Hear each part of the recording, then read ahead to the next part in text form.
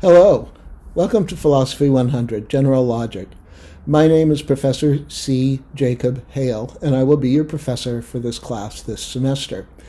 I wanted to just give you, in this video, a little overview of what we will be doing this semester and of how to access your course materials on Canvas and kind of navigate the course materials. This is a fully online asynchronous class, so there are no class meetings, lectures, or anything, discussions, or anything like that. The only regularly scheduled events, so to speak, would be my Zoom office hours, which will be on Tuesdays and Thursdays, 1 to 2:30 p.m. I'll say a little more about Zoom office hours later on in this video. In this course, we'll be studying arguments. That's our one and only topic this semester in this class. We'll be breaking our study of arguments down into three different kinds of topics or tasks. First, we'll be in Chapter 1 of the textbook, working to improve the abilities that you already have to identify arguments and their parts. When I talk about the parts of arguments, I mean their premises and their conclusions. In Chapter 2, we'll be studying the basic concepts that are used to evaluate arguments, focusing more on the general concepts than on any kind of careful application of them. And in Chapter 3, we'll be studying a formal system of logic that is called truth-functional logic. That system of logic will give us precise techniques that we can use to apply the basic evaluative concepts that we will have studied in Chapter 2. And those three chapters will take us all the way throughout the semester. The textbook is available to you free of charge on Canvas. I'm able to do that because I have written the textbook myself and retain copyright. And each chapter is available to you separately as a Word document and also as a PDF. If you look to the left of the modules on Canvas, you'll see something called Files. Click on that. There'll be a bunch of different folders. One of them is called Textbook, and that contains the three chapters to the textbook. Each chapter consists of a long table of contents. There are then narrative sections that are introducing you to concepts or techniques. After most of those, there is a set of practice problems, and then move on to another narrative section. At the end of each chapter, you have answers to all of the practice problems in those practice problem sets that I just mentioned. You also have multiple choice practice questions, and you have answers to all of those multiple choice practice questions as well. In terms of the graded work that you'll be turning in this semester, the only kind of graded work will be homework assignments. There will be no quizzes, exams, tests of any kind, no essays, no reflection papers, no free writes, no anything but homework assignments. There will be 15 homework assignments, and I will be dropping for each student the two lowest homework assignment scores. Now, there's one important qualification to that policy of dropping the two lowest scores, and here it is. I will not drop the score for homework number 7, and I will not drop the score for homework number 15. Those are review assignments, longer and more comprehensive than the other assignments. They basically take the place of where you might have a midterm exam and a final exam if you were taking this course in person rather than online. Homework assignments will be due most Mondays of the semester at 7 in the morning, and of course you can turn them in early. Shortly after the assignments are turned in, I will be posting answers to the assignments, and I'm not going to be accepting homework assignments after I have posted the answers. Okay, let me talk a little bit more about the organization of the materials on Canvas. I've already touched on some of that, but when you open the Canvas page for this course, the first thing you should see will be modules. There's a welcome module, and then there are modules for each of the weeks of the semester, including one for final exam week. And in each of the weekly modules, there'll be a list of reading assignments. Let me say something about how those are listed. they are not listed by page number. You might wonder why not, and it might seem kind of confusing to you that they are not. They're listed instead by the title of the section that I want you to read. Here's the reason for that.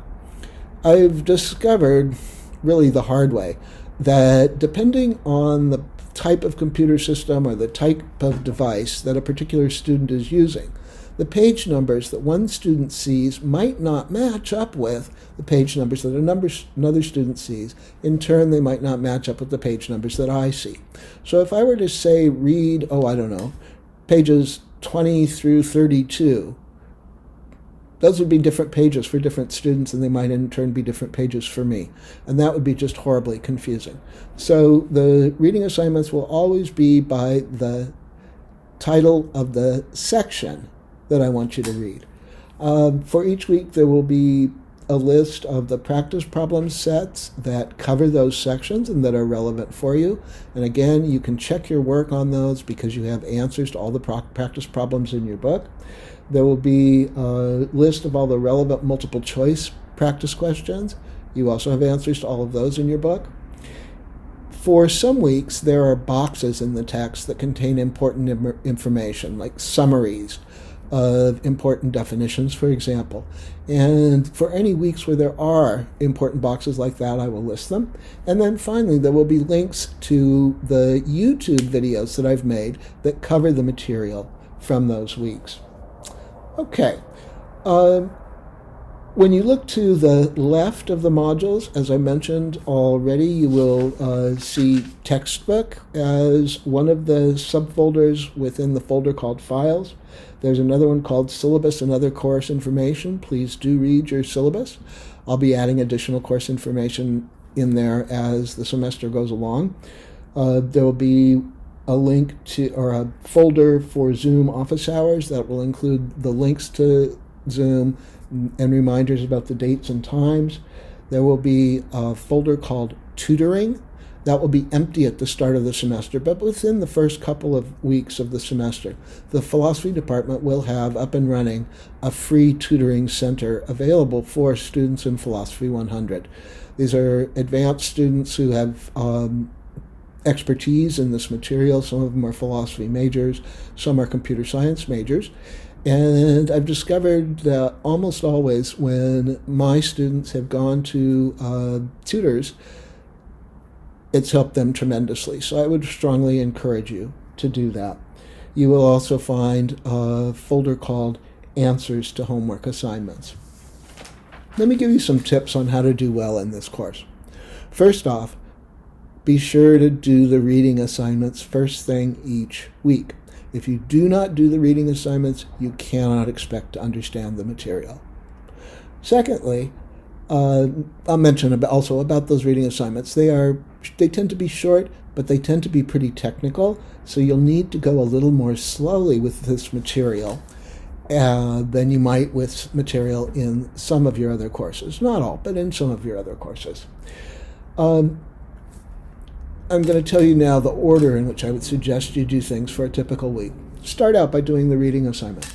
Then watch the YouTube video or videos for that week, looking at the relevant practice problem sets. Then try to work on some more of those practice problems on your own and see how you do. Also work on the multiple choice practice questions. You have answers in your book again to those so that you can see how you're doing.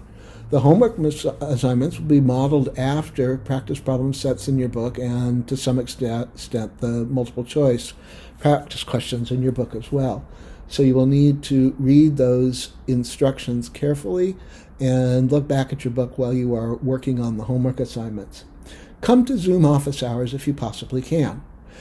During the Zoom office hours on Tuesday, my focus will be to work through some of the practice problems that I might not have worked through on YouTube videos and to answer specific questions that students have in the material.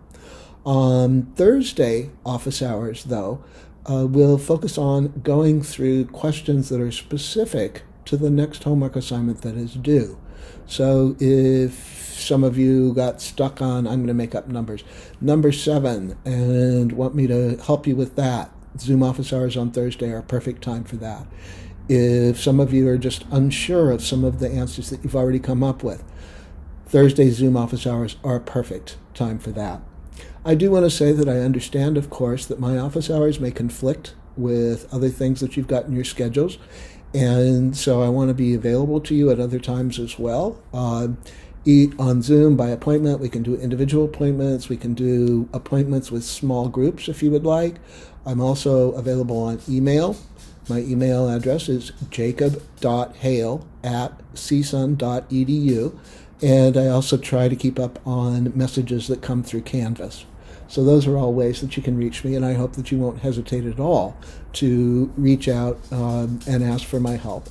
Then finally, when you're working on your homework assignments, you are allowed to, and I really encourage you to do this, you are allowed to work in groups of a maximum of 4 students per group, and then to turn in group work. That is, if 4 of you work together on a homework assignment, you could just one of you turn it in and put all 4 of your names on it. I would prefer, if you work in groups, you do it that way, because when I'm going through things on the speed grader or the not so speedy grader as it may be, it saves me time. But also, the main reason that I encourage this is because I find that students tend to do much better when you're able to help each other out with the work. You may find, my students did this last semester, that you'll want to, as students, large groups of students, find other ways to help each other out. Students last semester, for example, created a Discord for the class, and they didn't invite me to it. I asked one student, do you think it's better I'm not on it? And I'm grateful to that student for being honest and saying, yes, Professor, it probably is better. We kind of get nervous around our professors sometimes, like we do around our bosses at work. But it was clear to me that students who come to my office hours were helping students through Discord and perhaps some other ways as well. And I think that's wonderful. Student collaboration is definitely something that I not only approve of, but encourage very much. All right. That's it for this video. I'm looking forward to getting to know you as the semester proceeds. I wish you a very successful semester, not only in this course, but in all of your classes. Take care, and I hope to start getting to know some of you very soon.